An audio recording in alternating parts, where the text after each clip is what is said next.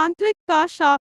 उत्तर भारत के एक छोटे से गांव धनियापुर में एक पुराना और वीरान हवेली हुआ करती थी। गांव वालों का मानना था कि वह हवेली एक तांत्रिक की थी जिसका नाम था भैरवनाथ। लोग कहते थे कि वह तांत्रिक काले जादू में माहिर था और उसने अपनी शक्तियां अमरता पाने के लिए एक दुर्लभ साधना में लगा दी थी।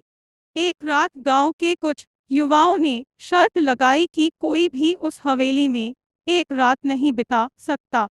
गांव के सबसे बहादुर और जिद्दी युवक राजीव ने चुनौती स्वीकार की। उसके दोस्तों ने उसे चेताया, लेकिन राजीव ने हंसते हुए कहा, तांत्रिक, भूत और आत्मा सब हमारे डर की उपज है। शाम ढलते ही राजीव एक टॉर्च, कुछ खाना और एक पुराना तावीज लेकर हवेली की ओर चल पड़ा। हवेली का दरवाजा चरमराया, जैसे वर्षों बाद किसी ने उसे खोला हो। अंदर धूल की मोटी परत, जाले और अजीब सी गंध फैली थी।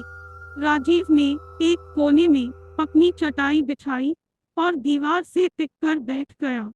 रात के पहले पहर तक सब सामान्य था, लेकिन जैसे ही घड़ी ने 12 बजाए, हवेली में एक अजीब सी हरकत शुरू हुई। दीवारें कांपने लगी, छत से राख झड़ने लगी और अचानक हवेली के मध्य हॉल में एक धुंधली आकृति उभरने लगी। वह आकृति धीरे धीरे साफ हुई और एक लंबी जटाओं वाला, लाल आंखों वाला, रुद्राक्ष पहने व्यक्ति प्रकट हुआ। वह भैरवनाथ तांत्रिक था। राजीव भयभीत हो उठा। उसकी टॉर्च बंद हो चुकी थी और तावीज गर्म होने लगा था। तांत्रिक ने भारी आवाज में कहा, तुमने मेरी शांति भंग की है, अब तुम मेरे शाप से नहीं बच सकते। राजीव ने कांपती आवाज में पूछा, आप कौन है? मैं वह हूँ जिसने मौत को मात देने की कोशिश की थी। मेरी साधना अधूरी रह गई क्योंकि गांव वालों ने मुझे जला दिया था।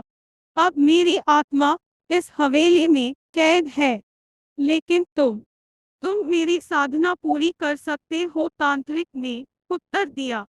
तांत्रिक ने राजीव को एक यंत्र दिखाया, एक त्रिकोण में बंधा हुआ काला पत्थर।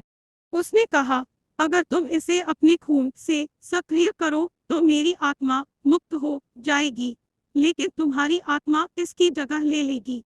राजीव समझ गया कि यह एक चाल है। वह तांत्रिक को बहलाने लगा, ठीक है, मैं तैयार हूँ, पर मुझे तैयारी करनी होगी। तांत्रिक ने उसे एक घड़ी का समय दिया। राजीव ने उसी समय अपने पास रखा तावीज तांत्रिक की ओर उछाल दिया। जैसे ही तावीज उसके शरीर से टकराया, वह चीख उठा। हवेली हिलने लगी, दीवारें फटने लगी।